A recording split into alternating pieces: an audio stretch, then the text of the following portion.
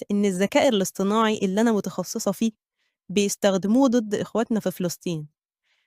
ساعتها حسيت بصدمة، ما أكذبش عليكم، وقفت مع نفسي وقُلت إزاي كل اللي عملته هيستخدموه ضد إخواتي هناك؟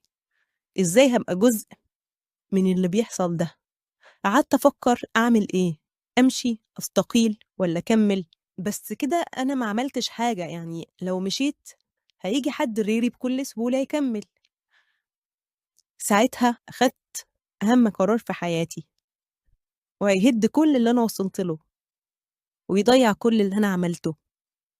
بعد تفكير قُلت لنفسي يضيع مش مهم، المهم أكسب نفسي. استنيت مؤتمر كبير جدًا للشركة، كان مؤتمر سنوي، وقررت أعمل حاجة ممكن تضيّعني أنا شخصيًا، بس مش مهم، المهم إخواتنا. ولمّا بدأ المؤتمر كنت موجودة وعارفة هاعمل إيه كويس أوي.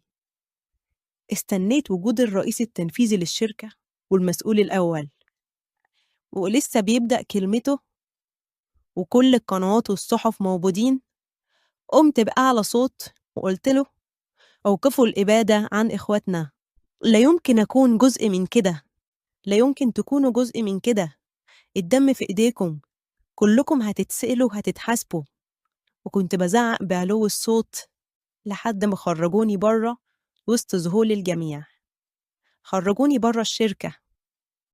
رُحت باعتة إيميلات لكل الناس اللي في الشركة، وقُلت لهم عن اللي بيحصل، وإزاي بيستخدموا الذكاء الاصطناعي في أسوأ إبادة عرفتها البشرية، ضد أبرياء ما لهمش ذنب في حاجة، غير إنهم بيدافعوا عن بلدهم.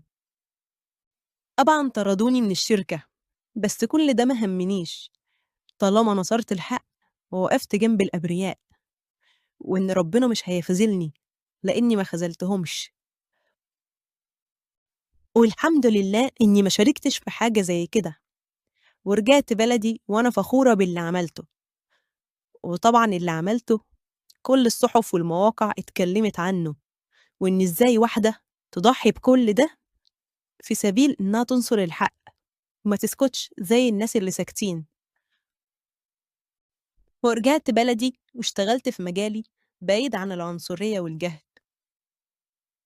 وفي نهاية حكايتنا أحب أقول لِك اوعي ما تقوليش كلمة حق، اوعي تقفي مع الظالم أو تخافي تاخدي موقف ويبقى ليكِ كلمة، ما تشاركيش في الظلم أبدًا. ربنا ينصر إخواتنا في فلسطين على عدوهم، والسلام عليكم ورحمة الله وبركاته.